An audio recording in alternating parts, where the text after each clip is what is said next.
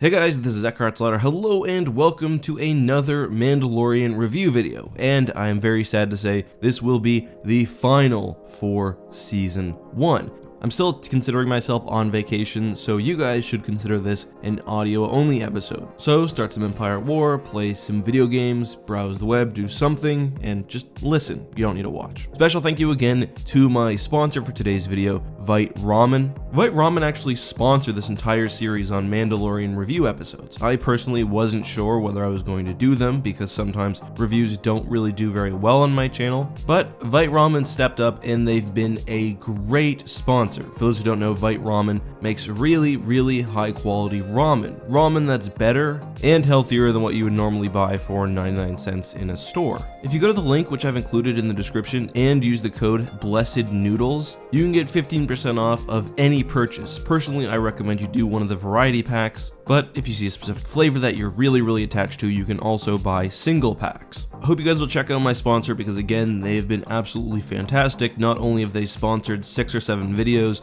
but they've also done a giveaway, sent me loads of free noodles, and just generally been awesome to work with. So again, link in the description with Blessed Noodles. Anyway, we've concluded The Mandalorian's first season and thus also its first arc. And wow, these last 2 episodes really stepped it up from, I think what was, to some at least, a relatively quiet middle of the season. I think pretty much everyone agrees that the first 3 episodes were really great, and a lot of people say that the third was one of their favorites. Then we had 3 or so quieter episodes, then episodes 7 and 8 really came in, advanced the plot, and have brought it to a logical conclusion for season's end. And I actually think a lot of people will praise episode 8 in particular because of the action, the tension, the Baby Yoda moments, and the way that the plot was progressed. And I am one of those people.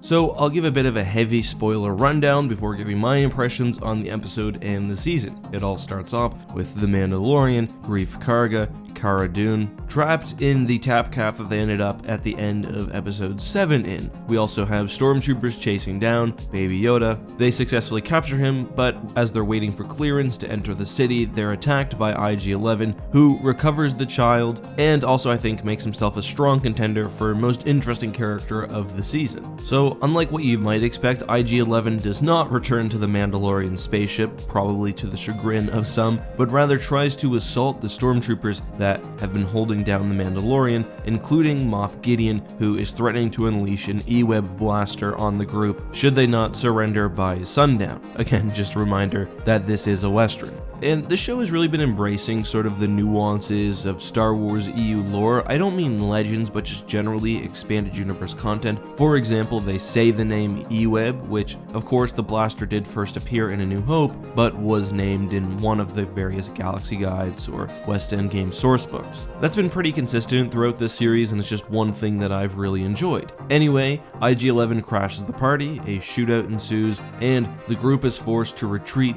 back inside the cantina with the Mandalorian having been wounded. I actually thought the Mandalorian was going to die here. I thought they were going to do something really crazy, have the Mandalorian die, and have Baby Yoda move into someone else's possession. However, as the group escapes into the tunnels, the Mandalorian is left, and IG-11 takes off his helmet, we see his face, and his wound is healed. I'm not really for or against showing the Mandalorian's face. I thought it was fine. It was certainly humanizing, which is what Baby Yoda has been doing to the character all season anyways. But what I will say is that it made the droid's arc much more interesting. Anyway, the gang escapes down into the sewers. They run into the armorer. She gives the Mandalorian finally his signet, basically representing the fact that he is now a father, as well as a jetpack, and tells him something that the audience already knew, that he's basically the father of Baby Yoda until the creature can be returned either to his home or he's strong enough to become a Mandalorian. They escape through the tunnels pursued by stormtroopers. The Mandalorian armorer presumably survives because we see her kill a bunch. Then they get to this lava river. They have to use this boat, which is manned by a droid. This is probably one of the funniest moments of the season here, at least for Star Wars fans. The droid appears just to be a normal R2 unit, but then stands up and has a whole body. It's basically a buff droid, which was really funny. But as they go down the river, the Mandalorian spots a scouting party waiting at the edge, which is going to trap them. But IG-11, referring back to his self-destruct self-destruct capabilities from the first episode, makes a noble sacrifice and decides to kill all of the stormtroopers, and the Mandalorian is sad about it, as IG-11 points out. At that point, they get outside, and the Mandalorian uses his jetpack for the first time to dispatch a TIE fighter piloted by Moff Gideon. The second I saw that fighter not actually explode in a fireball upon crash, it was pretty clear that the Moff survived. And as the Mandalorian and Baby Yoda leave for another planet, with Greef Karga and Cara Dune staying, we see the wreck of the TIE fighter being cut open by what else but the dark saber itself, wielded by Gideon, thus ending the last episode of the season. Besides for that, we also got the Mandalorian's full name, which is Din Djarin, although Pedro Pascal had already said it in interviews, and we also get the full story of the Mandalorian's childhood, with him being rescued from the B-2 battle droids by a Mandalorian warrior, which, to be honest, is sort of a more boring version of what I was expecting would happen. I was hoping he'd be rescued by a Jedi, and then maybe dropped off with the Mandalorians or something, but instead, he was just basically taken right into the Mandalorian culture when he lost his family. So, what did I think of this episode? Well, I thought it was fantastic. The action was the best it's ever been. I think it was one of the funnier episodes as well. Baby Yoda shown like he always does in the group dynamics, the tension, and everything else was on point. There was also what I thought was a cool homage to Troops, the Star Wars short film at the beginning. There were far more strengths and weaknesses, particularly how the entire season was tied up nicely, while still maintaining the feel of the original episode, having some real character development, introducing lots of fun characters, etc. And I think if I were to point out a weakness, it would be the fact that it didn't do enough to hook us into Season 2. Although I personally will be excited for Season 2 regardless, I wish it had given a bit more of a hint at what was coming. Yes, we do know that the Mandalorian probably will be exploring the galaxy after this point, but I think there needed to be more cliffhangers. It would have been nice, for example, if it had shown who was wearing the boots at the end of episode 6, or 5 I guess it was. I always assumed it was Moff Gideon. People online are saying no, it's not. I think even a further tease at that would have helped keep people interested in the show. The Darksaber also helps because presumably the Mandalorian will try to fight for that, and maybe there will be an arc later about him trying to restore the culture. But we already basically knew that Gideon was responsible for purging the Mandalorians and that the Mandalorians had lost, so it's not really surprising that an Imperial has the Darksaber, and I think that will be lost on more casual viewers. For example, I watched this with my wife, and when the Darksaber came out, I said, huh, that's the Darksaber, and I think she probably just thought that it was some sort of sword or knife. In live action especially, it almost looks like a weird vibro blade. It does though represent the total failure of the Mandalorians, because the Darksaber was supposed to be a symbol of resistance, and now it's owned by the Empire. So as I kind of alluded to earlier, I do wonder whether a later arc will be the Mandalorian actually capturing the weapon, then using it to become Mandalore or rebuild the Mandalorians, who knows. There's also been rumors that Katie Sackhoff will appear in Season 2, and you have to wonder whether she'll be playing Bo-Katan, as she did in Rebels and the Clone Wars. I also wonder how this show has altered what we'll see in the remaining season of the Clone Wars, which I think is set to premiere in February. But either way, I really enjoyed this episode, and I think I can say everything I want to about it while talking briefly about the series. For the last couple of episodes I've reviewed, I've done rankings, and it's really hard because I enjoyed all of these episodes immensely. My favorite, I think, will always, perhaps until the series is over, be episode 2, just because it's when I really fell in love with the show, and I guess you can only do that once. So I think my rankings would be 2, 1, 7, 8, 3, and then the others.